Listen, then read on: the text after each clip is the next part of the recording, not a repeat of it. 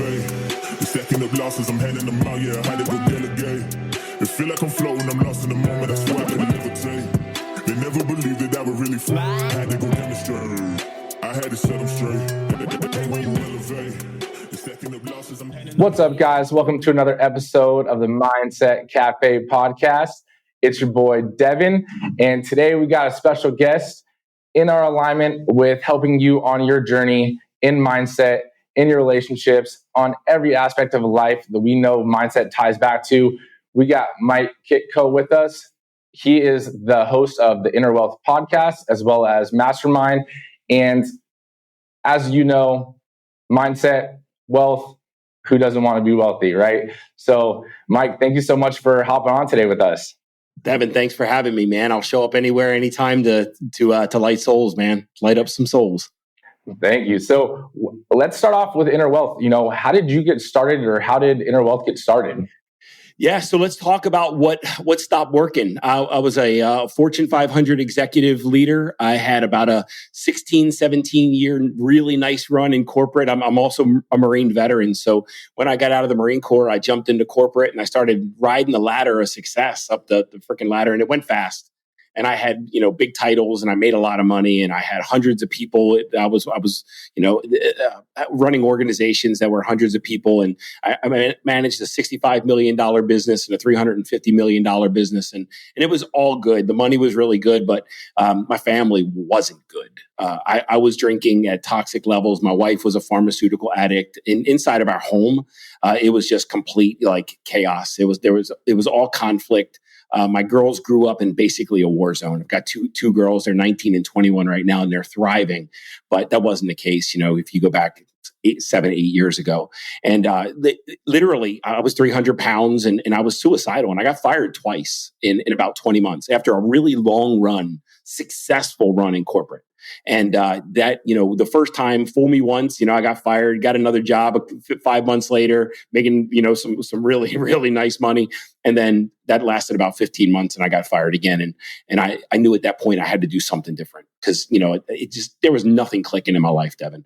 And it was like, what's the only thing? I just got to understand what was the only thing that, I didn't kill myself. I tried. I stuck a barrel of a gun in my mouth. And I didn't have the courage to pull the trigger. But at that point, when I didn't, I was like, okay, if I'm going to do this thing, I'm not living life the way I always lived before. That shit wasn't working, right? My marriage was awful. My health was awful. I hated my career. We had good money, but nothing else. That's it. But what do I love doing? And the only thing in my corporate career that I ever, and in the Marine Corps, the only thing I ever loved doing was building people and building teams. That was it. That's the only thing I ever loved. I could get lost I'd have scheduled meetings on my calendar, and I'd miss meetings because I was engrossed in a conversation where it was personal development, and I was helping the person step into a higher level of themselves and who they wanted to be. And I would get lost in that conversation. And it was almost like nothing else existed. So when I got a chance to hit the reset, it's like, what do I love? What do I love? And there's a concept called Ikegai. And if you guys haven't heard of Ikegai, look it up. It'll change your life. But Ikegai is a Japanese concept that says if you take what you absolutely love, what you're awesome at, what people need, and what people will pay you for, and you put them together, you'll never work another second in your life. And that's exactly what I did. And I don't work. I don't labor. All I do is serve, and it feels like every day I get to wake up and just be the fullest expression of myself. And that was an intentional decision that I made back in 2016 that, going places that I don't want to go, doing things that I don't want to do, stretching myself for circumstances that I don't need to have when I'm perfectly awesome. Everything's great right now. It stopped serving me. And it was like that. I was living the way I was supposed to. I was supposed to reach for the next rung. I was supposed to get promoted. And I kept getting promoted into places I didn't want to be. And I kept making money that it wasn't fulfilling and it wasn't satisfying. So again, I started my business. And over the last 6 years, the business officially kind of launched early 2017. And over the last 6 years, I've built a business that stretches around the world. It's called Interwealth Global officially. My podcast has been listened to on 6 continents, 53 countries, over 1,000 cities around the world. I've had clients in Europe and Asia. I've got a mastermind full of entrepreneurs that stretches, coast to coast and from Canada down to Mexico. And like, it feels really good to wake up every day knowing that the world's better because I'm here, that people are better because I'm here, and I always leave them better than I found it. And the cool thing is the thing that I want to do most in the world, light them up and help them change their circumstances, people will actually pay me for. And I don't have to do anything that I hate. And that's what Interwealth Global is all about. It's helping you find what will get you excited to get out of bed every single day in your health, in your wealth, in the impact you make, and in your most intimate and cherished relationships. Wow. I want to rewind real quick. I mean, going from a point of that low of a low of, having a shotgun, in your mouth and everything, to where you are now, like I would never expect that. But at the same time, you would never expect that from the people that, say it, because when they're talking to you about it, they're completely different people. They've transformed themselves. Yeah, right? Absolutely. When you say you didn't have the courage to do it, which I'm glad you didn't, Me too. So what led you to that point? Obviously, being fired twice and everything at home, but what led you, do you feel like, to having that gun in your mouth, and what made you not pull the trigger? And then what did you do afterwards to start your transition to where you are now? Yeah. So first of all, you said shotgun. It wasn't a shotgun. It was a handgun. Oh, sorry. Oh, bad. Right? No. I just wanted to clarify, right? And just to make sure we're all clear.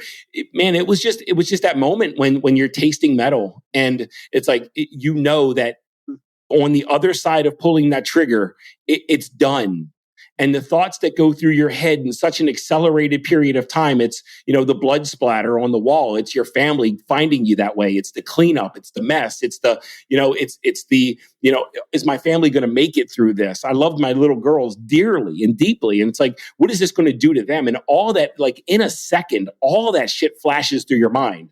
And it's like, you have that choice. Either you go and you jump right off the cliff, or you don't. And I couldn't do that to them. And I'm a Marine vet. There's not a lot of things that hold me back. And that's why when I decided to build my business, like it was going to build, it was certain. It wasn't like some people approach, I'll try on entrepreneurism to see if it'll work. That's not my mentality. It's like, when I jump into something, it will work. And when I stuck the barrel in my mouth, it's like, that was one of the first times in my life where I couldn't go through with my plan. And that's why I say I didn't have the courage. That doesn't happen very often to me. The reason I got fired twice is because I wouldn't quit. And resilience and persistence, the inability and the unwillingness to be able to quit something is what creates success in this world and what creates wealth in this world. Because if you give up on anything too quickly, you're not going to achieve what you set out to achieve. But I set out to kill myself in that moment, and I didn't possess the courage to do it. And it was the first time that ever happened in my life. And it taught me a lot about who I am, my values, what I really wanted, and what I cherished in the world. And I cherished my girls, and I cherished my family. And when I didn't do that, and I got up, like there's a great book. It's called The Slight Edge by Jeff Olson, Olson. If you guys haven't read this, these concepts in this book are very, very simple. They're not mind blowing, right? They're very, very simple. But it's like, get 1% better every day. Just do the activities. Don't worry about the outcome. And after I couldn't kill myself, a friend of mine sent me the Slight Edge, and I started reading. And it's like, okay, well, I'm in the Marine Corps. I was used to running, 3, 5, 6 miles a day, but I'm 300 pounds. I can't do that. So let me get down and set the treadmill for a half mile. And I about killed myself. But what I did is the next day I did another half mile. And the next day I did another half mile. And then after I could handle a half mile, then I cranked it up to 3/4 of a mile, and so on and so forth. And yesterday I run and lift. I toggle the days. One day I'll run and one day I'll lift. I crush 5 miles a couple times a week now. And I mean, it's not a problem. And I really enjoy running. But it all started with just implementing the basics back into my life, because before that point I hadn't like worked out or exercised or run or lifted or done anything physical in years. I just let that whole part of my life. I focused on money and I was trying to keep my family together, but I completely let my health slip. And it was just putting the basic building blocks back into place. And from there, it created, I lost a lot of weight very, very quickly because the basics work. And from there, when you start to put your physical health back together, your mental health starts to get put back together. And when your mental health that's mindset, when your mental health starts to get oriented again, then your emotional health, when your emotional health starts to get reoriented, your spiritual health. And that's really where the fulfillment is in life. And then when you start a business with physical health and mental health and emotional health and spiritual being, you know that you are valuable and significant in the world. It's not an if, but when. No, I mean, that's amazing. And I want to reframe what you said about you not having courage. This is why I asked it about you not having courage to pull the trigger, right? I don't think it's that you didn't have the courage to pull the trigger, but like you said, when you set out to do something, it's not, I'm going to go try, right? And you're the kind of person like myself that we don't give up. So it wasn't the fact that you couldn't pull the trigger. It was the fact that you couldn't give up on yourself, because pulling the trigger, not only would that do that to your family, and believe me, I know I've heard it from other people that have been in similar, experiences, their family is a big part too, but your personality of not being able to give up, and it's not a try, it's a not if, but when, you couldn't give up on yourself. Right. And I think that's a huge piece that you're not giving yourself enough credit for, that, you're a person that never quits, and pulling that trigger would mean you quit and you just couldn't do it too. So I do want to reframe that, because it's not about having courage. Like, you have the courage to not pull the trigger and not give up on yourself, because you've never given up on yourself thus far. So, well, thanks, man. I appreciate it. I just want to reframe that real quick, because, even like us entrepreneurs, right? There's a lot of people that want to be entrepreneurs, and they think it's day one, you're going to be a millionaire, kind of game. Right. And that's not the thing. And in the game really is, it's not a matter of if, it is when, and you just can't give up. Right. So honestly, your courage to continue to go that's where it is really at. And that's huge. And that speaks volumes of who you are, for you and for your family, and to transform that to where you are now. Again, that's amazing. I appreciate that, man. There's a difference between an entrepreneur and a wantrepreneur, right? And I said that, right? So there's a lot of people that want the time freedom and the financial the freedom that comes with being an entrepreneur, but not everybody's willing to fail as much as it takes to learn what we need to learn so we can succeed. Exactly. And we look at failing as just lessons, right? It's just learning. You look at it as failure, and then all of a sudden you fail. That means you failed and it's done, right? That failure is a lesson. It's a road bump, and you learn and you keep going. So what's allowed you to go from that point? What was the first step in your personal development? Was it like that next day you're like, okay, I'm going to make a mindset shift, and you had that book given to you, you started running? What was that next step? Did you go to therapy?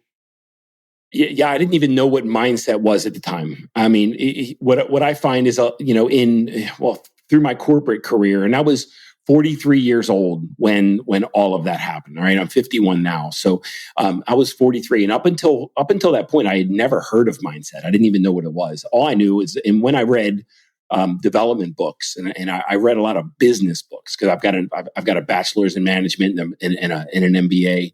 I'm highly educated from a professional standpoint, right? But nowhere in there did I understand what mindset was, and I didn't understand that there's this chatterbox in our mind. And, it's always talking. You got, Devin, is that true for you? That chatterbox is always it's always yapping at you, right? Yep. And if you look at most people, they but believe it or not, either they don't understand that they have a chatterbox because they haven't paid attention to it, but it's running their life, or they think that chatterbox is them.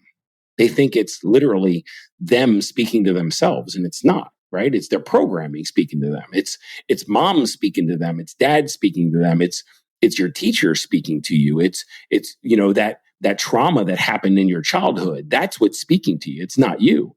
And I didn't understand that all of these, the average human being has between 80 and 120,000 thoughts per day. And most of them are very, very unkind.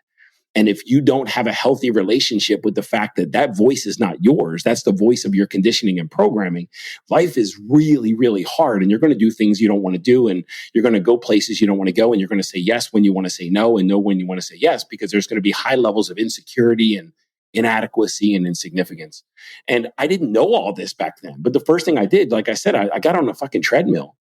And I said it for a half mile and I about died. But that came from reading a book. And it was the first personal development book, The Slight Edge by Jeff Olson. It was the first personal development book that I ever read. And then I started a friend of mine had become a coach.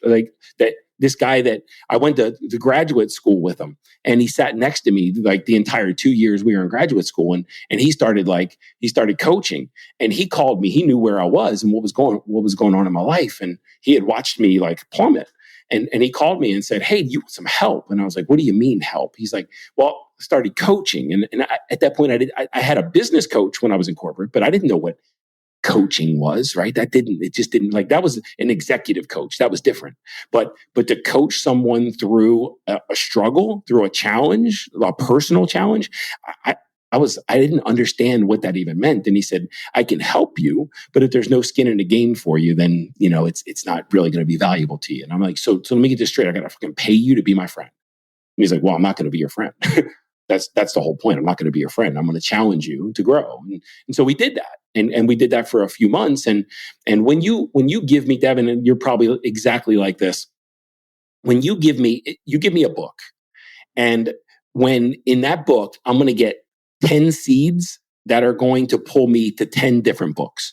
And from those 10 books, I'm going to be pulled to 10 different books, because maybe an author talks about another author. So I'm going to go and explore that author. Well, this guy was with me. He gave me a little bit, but in about 3 months, I had outgrown him, believe it or not. And I was on my own. Like, he gave me a couple books to read, but I had read like 50, like without him even knowing, right? Or him suggesting it.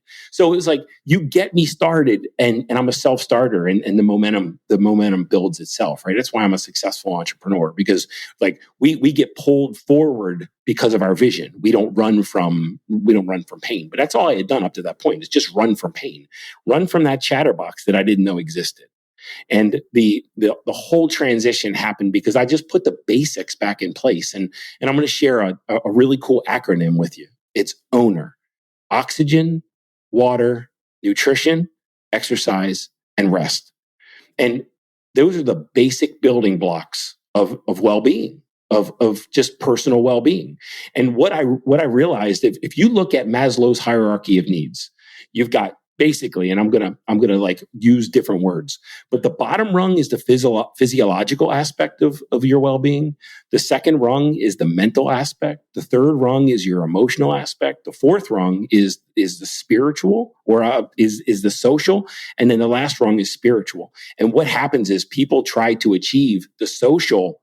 I'm going to build a business so I become someone, but they forego the physical, mental, and the emotional. So when my coach, my first coach, brought me all the way back down to the physical, the physiological, and we just got my body back in shape, right? Oxygen, water, nutrition, exercise, and rest. That's when you can move up to the next level, which is the mindset piece. But if the body's not clicking, the mind's not going to be clicking. So it's literally everything transitioned and everything changed and transformed just by getting the basics right. Oxygen, water, nutrition, exercise, and rest. Then adding a healthy meditation process. Then you can start to see understand the chatterbox, and you can mindfulness, and you can start to see that these are all 99% of everything that's going on in your mind are lies. And if you believe, like, before you practice some form of mindfulness or self-awareness, you don't understand that 99% of them are not serving you. They're not benefiting you. They're no value add. And they're just, if you believe them and you abide by them and you just follow them, you're going to live a really fucking miserable life. So it's letting all those thoughts go, and then taking back control over my emotions. So when I was a child, I was molested and I was abandoned and I was like beaten and there was all of this shit from childhood, religious shame and sexual shame and all this shit from childhood that was buried away in my emotions. And I didn't understand that. because I had spent so much time like over drinking and overeating and overworking and all those were distraction techniques to keep me away from what was happening inside of me. And when you get those three in check, man, your body, your mind, your emotions, life really starts to take off. And then when you can control those elements and you can literally, how to influence them and how to control them, you can guide them in the right direction, which gives you that social credibility through impact and making a difference in the world. And that's what we do as entrepreneurs.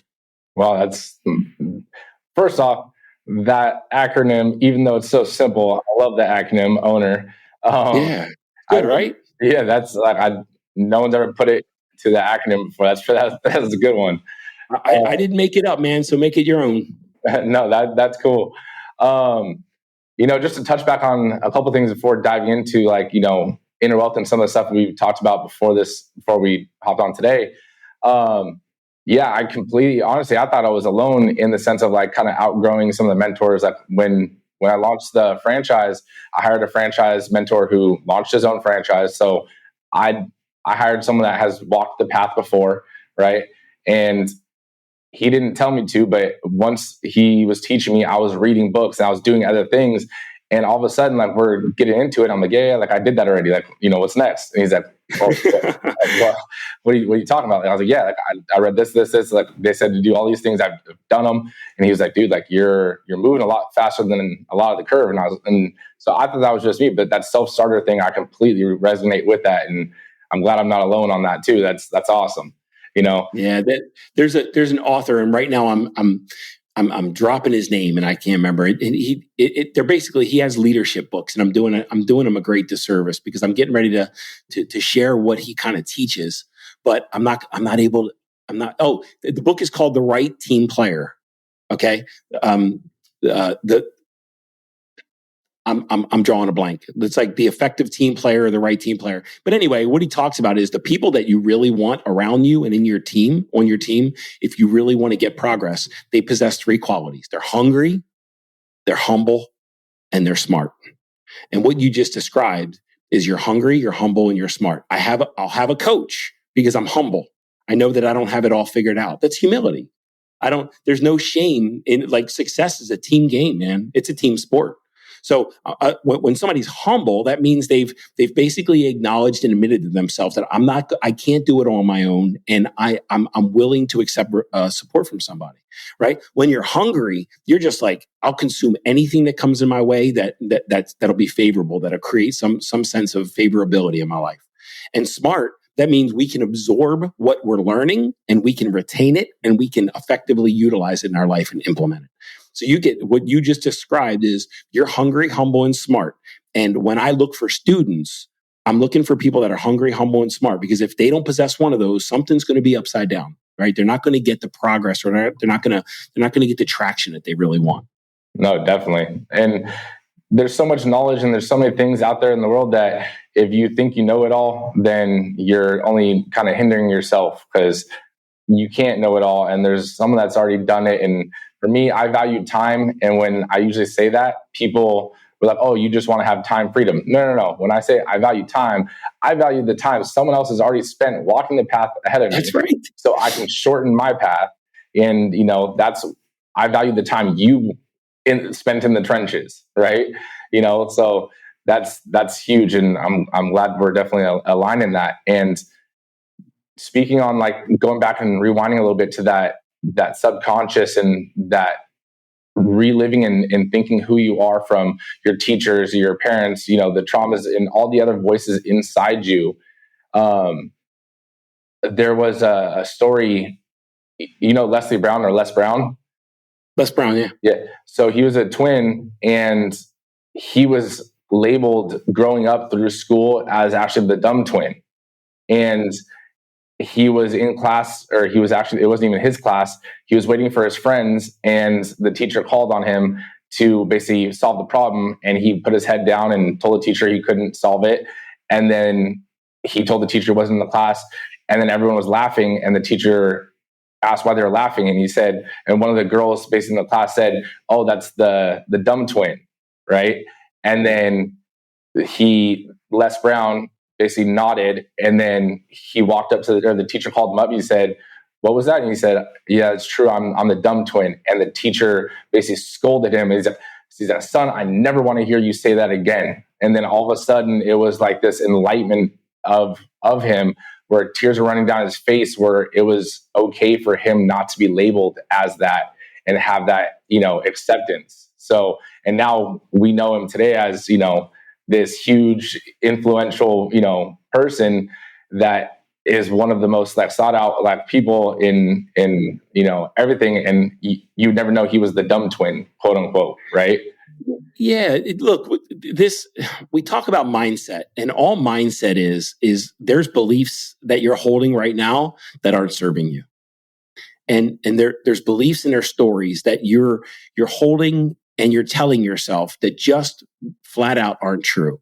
And I had a pretty toxic, I would say, religious background. I went to religious school for, all the way up until 8th grade, graduated 8th grade and went to high school. But up until that point, I was taught that I was somebody died for me. Somebody had to be killed for me. That, basically sex was bad. That wanting money was greedy. That your whole purpose in life was to give up yourself for some deity that needed your attention and was jealous if you didn't give them attention. That's narcissism, right? So I basically grew up worshiping a narcissistic God that would send me to the fucking depths of hell and to eternal damnation, but he loved me. And he was watching, and every single thing that I did wrong, he was keeping record of it. But I was forgiven for my sins. And it's I know that there's now, after seeing clearly, there are pockets of religion that aren't that intense. But that's the religious background that I grew up in. That's the household that I grew up in. And when you're between the ages of 0 and 7, you'll believe anything that you're told, right? You're just a sponge. So you believe in Santa Claus and the Tooth Fairy and the Easter Bunny and all these stuff. You believe in these things. So you believe in fairy tales. But when you're taught that you're just a shameful being and somebody had to die for you, that creates some pain, man. When you're told by your father that you've got to work hard for your money, making money is hard, and rich people are greedy and evil, that shit's painful. It creates stories in you and beliefs in you that just flat out aren't true. My closest friend in the world, you are who you surround yourself with. And years later, my closest friend in the world, he's right on the cusp, but he could be on the cusp of 9 figures, right? And he's the most kind, generous, gentle, loving, accepting, sponsoring. He finds somebody who's passionate about something and he wants to go in with them and he wants to make sure that they're successful. This guy has built a fortune so he can serve other people. But I was told that rich people are greedy and evil and that wanting money was bad. And what we don't understand fully, if we don't pay attention, is that the beliefs that you hold are creating the outcomes that you're going to experience. So if you think that making money is bad, you're going to feel like you're broken for wanting more money, right? I used to not be able to say that I am wealthy because it was shameful to even express that. But then I went from letting go of the shame of saying I'm wealthy to I'm fucking rich, and I want to get richer. Do you know why I want to get richer? First of all, it's fun. Second of all, I can do a lot more good rich than I can poor. And the more rich I am, and the more wealthy I am, and the more money I have, the bigger impact and the bigger difference I can make in this world. And yes, my quality of life improves. Absolutely. But there's nothing wrong with having a high quality of life and making a big, big difference. Knowing that this world's better with me in it, and it's better because of every single breath I took.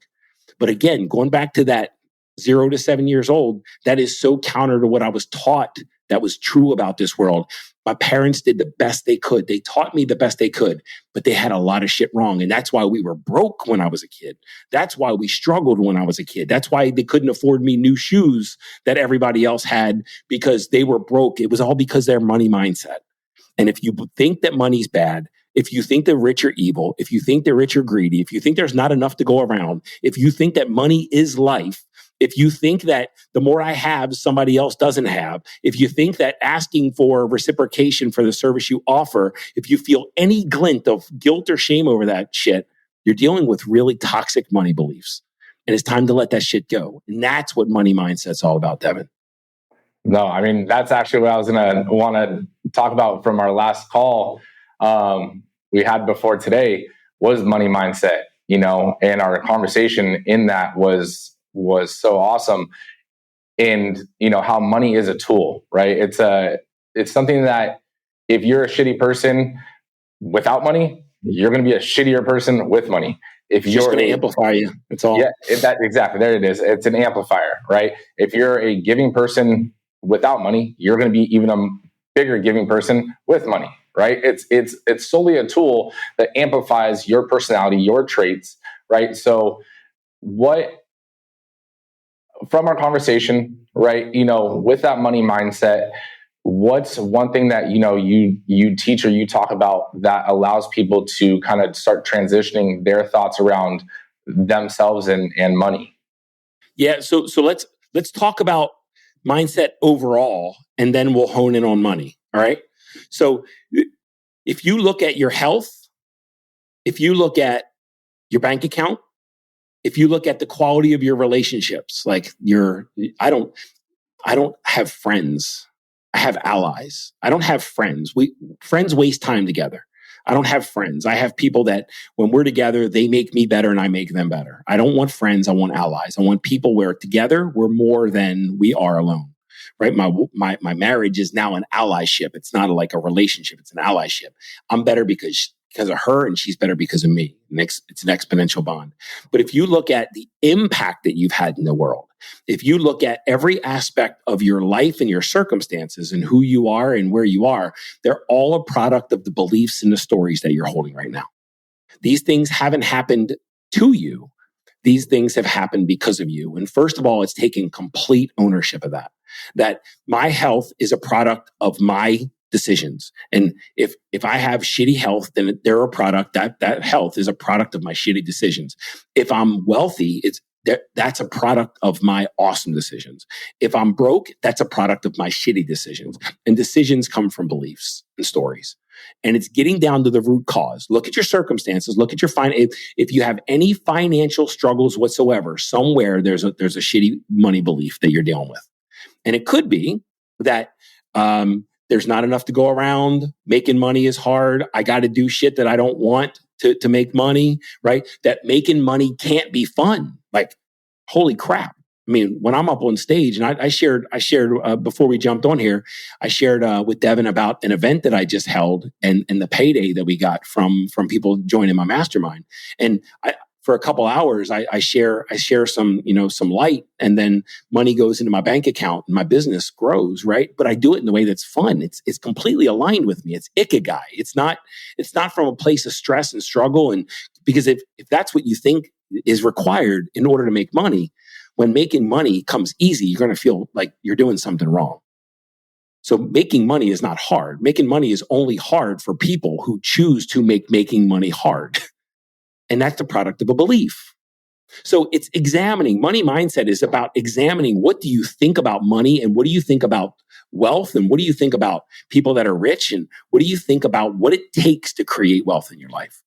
And inside of all of that, you're going to see your money beliefs. And when you shift a poor money belief into a healthy money belief, your circumstances, this is where we get a little mystical, right? But if you look at some of the greatest success books of all time, some of the greatest mindset books of all time, Think and Grow Rich, As a Man Thinketh, The Science of Getting Rich, one of my favorites, Dr. Joe Dispenza, Breaking the Habit of Being Yourself, The Strangest Secret by Earl Nightingale. They all say the same thing, that your circumstances are basically showing you who you are inside.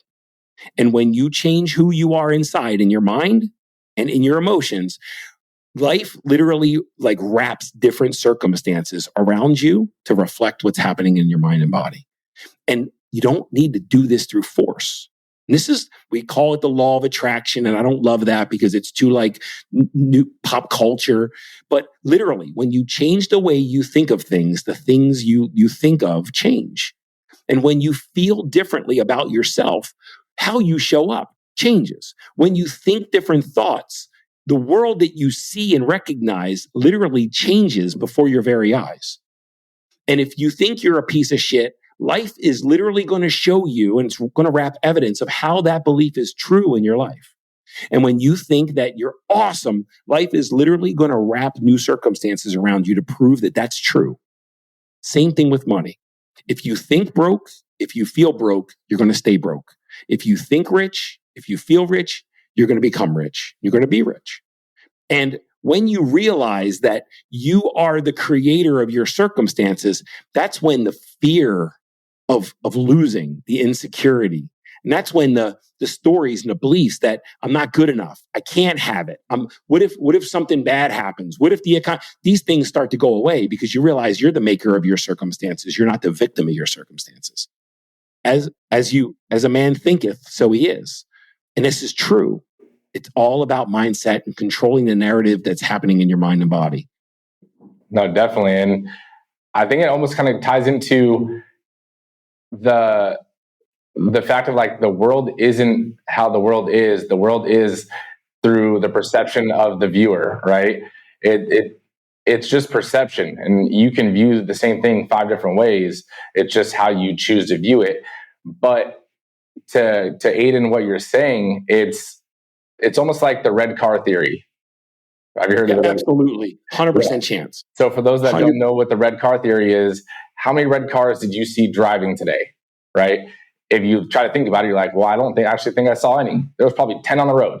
But now when you go and you're looking right now, I guarantee you're going to start seeing red car here, red car there, right? So if you tell yourself, and reframe your perception of money and of wealth, opportunities and the world and everything start to reframe themselves to come in a different light, but also they are more plentiful. They are a lot more available to you versus how you are currently telling yourself.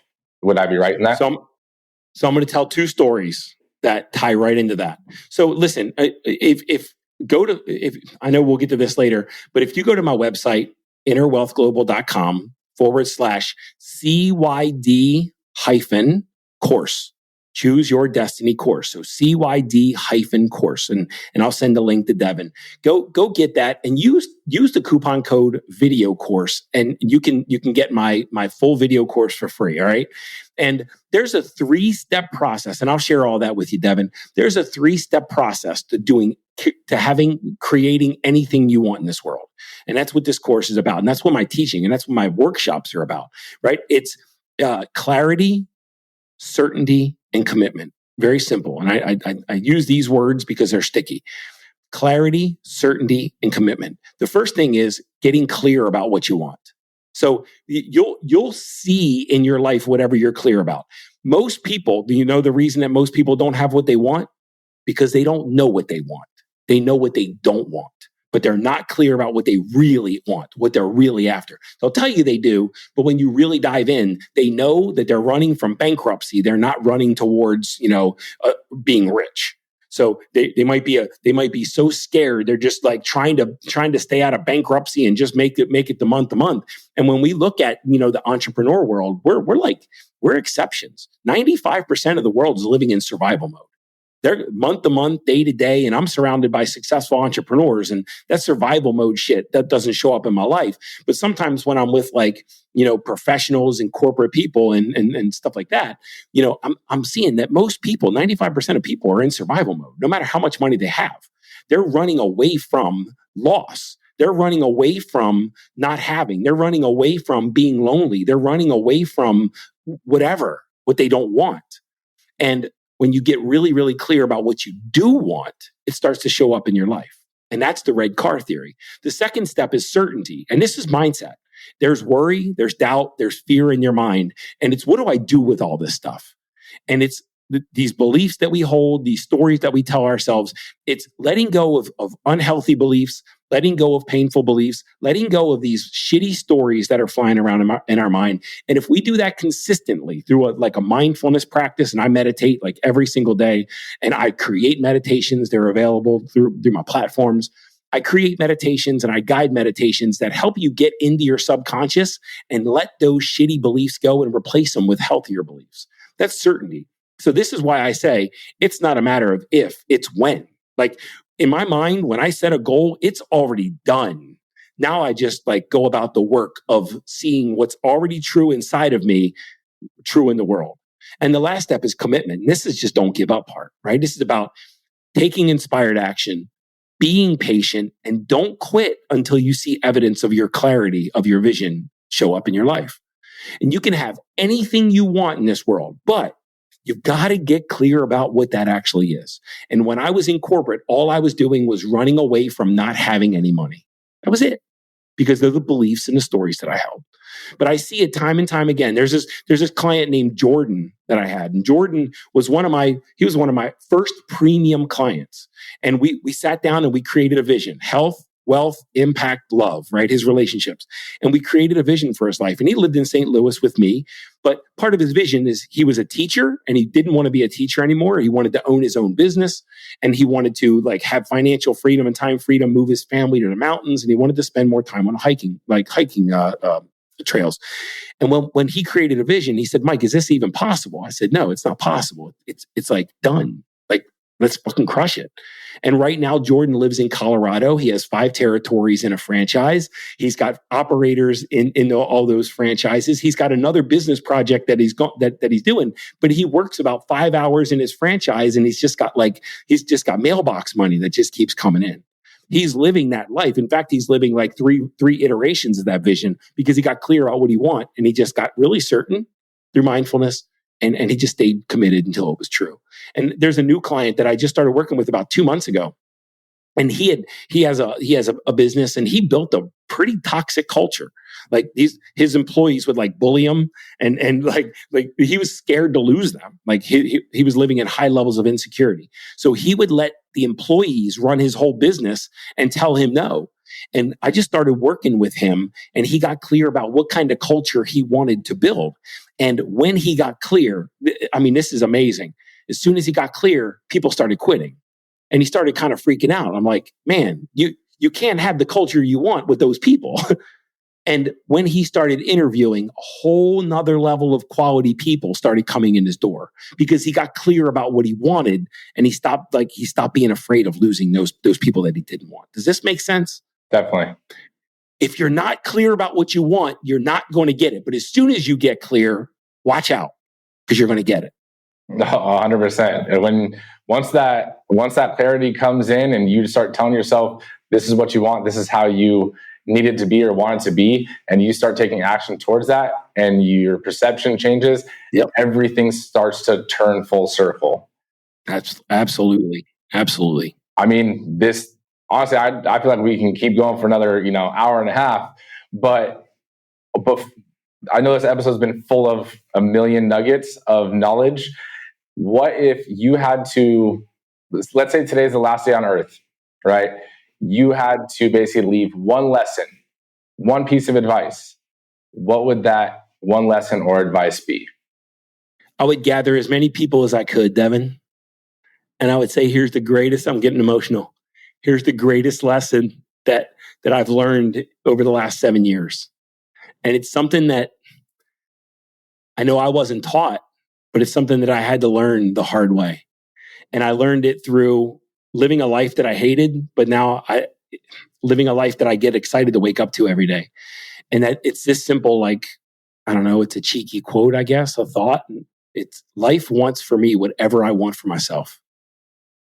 Life wants for you whatever you want for you. Whatever, you can call it God. I'm not a religious man, but I am a very spiritual man. You can call it God, you can call it life, you can call it universe, you can call it source. But, if you look at all the greatest books that have ever been written, they all say the same thing. Your prayers are already answered, right? Like life wants for you what you want for yourself, but there's this story in your mind that's telling you that's not true. There's beliefs that you're holding that make life an adversary instead of an ally.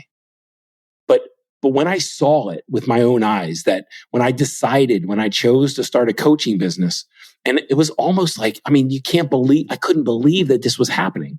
I like decided that I was going to have a coaching business, and people started like reaching out to me to be coached by me in some way. Started doing these cheeky little, posts on Facebook and follow me on some socials to get some inspiration. I post a lot on Facebook specifically.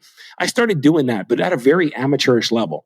But when I started putting myself out that I wanted to be a coach, with no credibility and with no reason for them to actually ask, they started reaching out to me to be coached.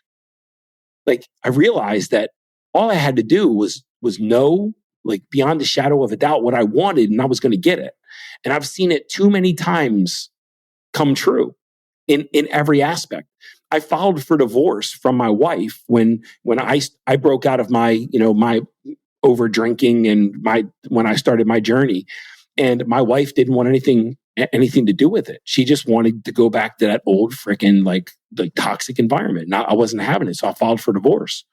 And I didn't tell her, you and me, her name's Angie. I didn't say me and you are going to have an awesome marriage. I just told her, I'm going to have an awesome marriage. Like you get to decide what you're going to do, but I'm going to have an awesome marriage. And I filed for divorce. And that night when I filed, that was the first night she went to NA, Narcotics Anonymous. And she would never go to treatment before that. And I just got clear about what I wanted. And it was just not a matter of if, it was a matter of when. And I've seen it play over and over in my business, in my health, in my relationships with allies. And as soon as I let all the toxic drinkers go, these new people came in my life that supported me, encouraged me, and uplifted me. And those people were wasting. Those people were trying to help me kill my liver, right? And these people were trying to help me crush it in my bank account. But I had to let this shit go in order to let the goodness come in. I've only seen it like every day for the last 6-7 years, that as soon as I decide what I want, it's just a matter of time before that shit shows up. And life is not difficult. It's lack of trust in life that makes life difficult.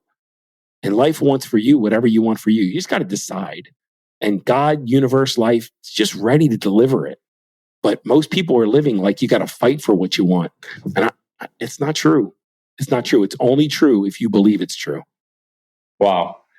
That is deep. That is amazing. Where I know you said your website, but if you could say it again, and also where could people follow you and get more information on social? Yeah, so I do a lot of work on Facebook specifically. Go follow me on Facebook. I about 4 or 5 times a day. It's all me. I post all the inspirational shit that shows up on my page, but the videos and whatever. But follow me on Facebook. I'm also on Instagram and on TikTok, and I've got a YouTube channel. But all those are Mike Kitko, Kitko. My website is interwealthglobal.com, and that's my business, Interwealth and Interwealth Global. But on my website, if you go on, and I have a podcast. The podcast is called the Interwealth Podcast, and weekly episodes. We've been going. There's 127 episodes, just all little nuggets like we've talked about over the last few minutes, Devin. But on my website, if you go to interwealthglobal.com/CYD-course, that's a video course, right? And it's 12 modules. It's about getting clear about what you want, becoming certain about what that you can have anything you want, and remaining committed to the process. And in that video course, it's going to give you everything you need to get started on that work. And that's kind of like a do it alone thing. But I also run a workshop called Choose Your Destiny. That's what the CYD is. I run workshops throughout the year that choose your destiny. If you're interested in going and doing that work that's in that course with me, just go to my website and take a look at the events, and you'll see when the next Choose Your Destiny. Get your ass here to St. Louis, and I swear, in a matter of time, your whole life will change around you without you even like having to force any new outcomes. No, that's awesome. I'll put those. Send me over those links, so I'll definitely put that in the show notes for everyone. Make sure you guys share this. And the coupon code is video course. I forgot to mention that. So that video course is listed at $9.97, but with that coupon code video course, you can grab it for nothing. No, definitely. And I highly recommend you go grab that course. But make sure you share this with a friend. Make sure you share this with a friend that needs to reshape their money mindset, needs to reshape their value and their perception of wealth, or their just own intrinsic wealth and inner wealth. But please go follow Mike. And thank you so much, Mike, for hopping on today and taking the time. You got it. Whether you believe you can or you believe you can't, you're right. Until next time, guys.